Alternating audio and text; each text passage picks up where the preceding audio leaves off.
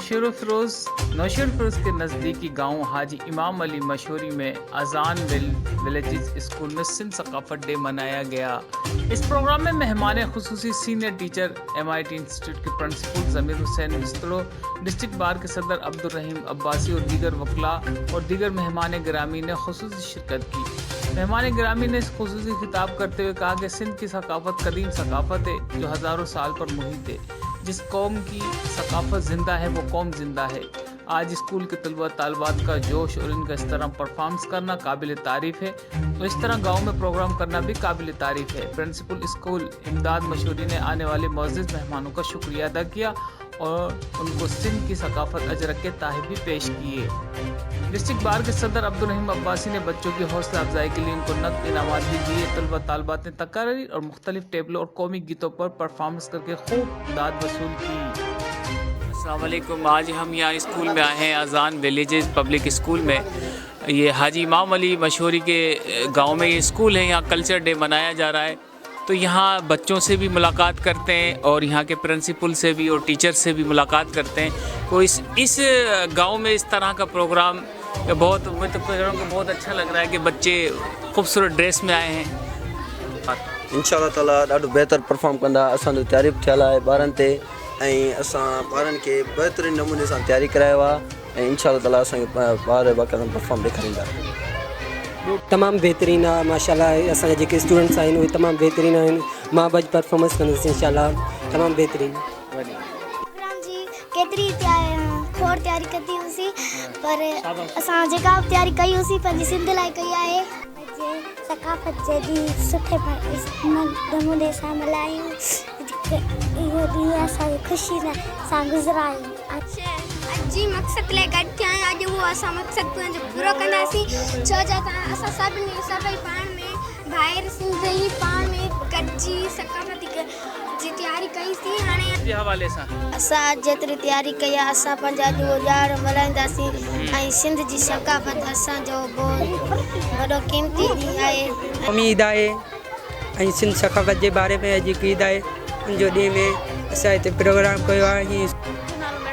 जोखियो आहे। मां पाण इंचार्ज यूनिसेफ में ऐं अहिड़नि ॾींहंनि जे हिसाब सां असांखे इनवाइट कयो जो ऐं असांजे सिंध में अहिड़ा ॾींहं माशाअल्लाह थियणु खपनि ऐं ॿारनि खे ख़ुशि ॾिसी ऐं करे गॾु ॾियारो हिकिड़ो मिली जुली हाणे वेहणु खपे। इन मां असांखे सबक़ु थो मिले त असां पाण में ॿधीअ में रहूं, हिक ॿिए जी माना सपोर्ट कयूं, अॻिते वधूं।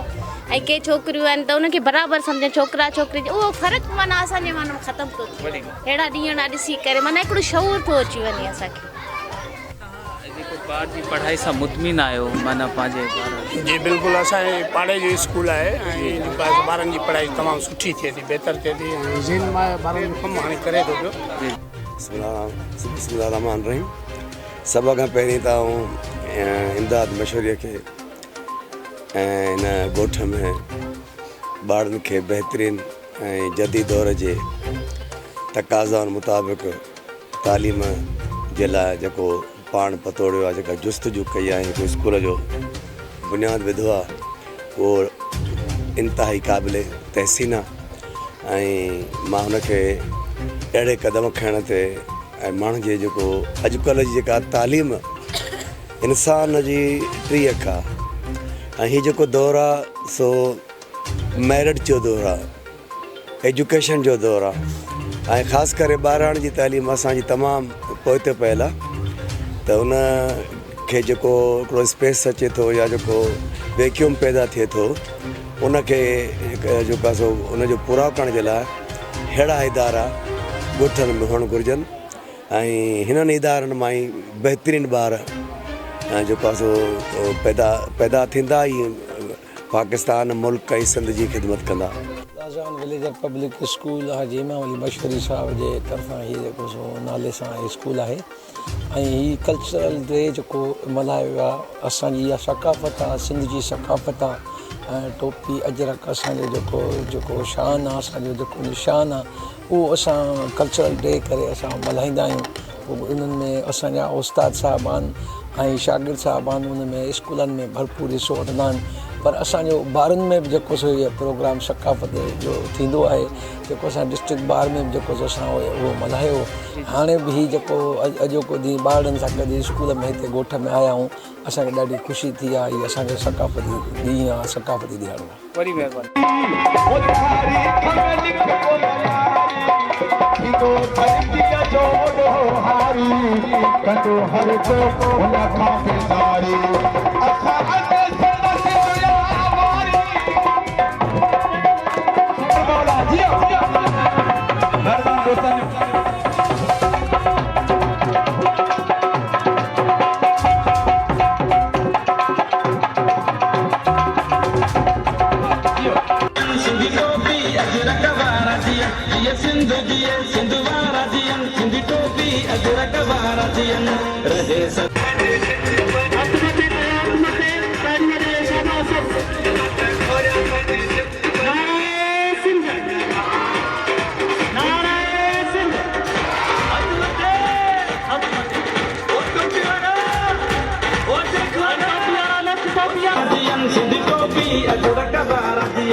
रहे सदा सिंधुअ जी छोली मारूअड़नि जी मिठड़ी ॿोली गली गली ऐं घर घर गूंजन सिंध रमण जा नारा नारा नारा नारा। जीअं सिंध जीअं सिंध वारा जीअं सिंध टोपी अजरक वारा जीअं सिंध जीअं सिंध वारा जीअं सिंध टोपी अजरक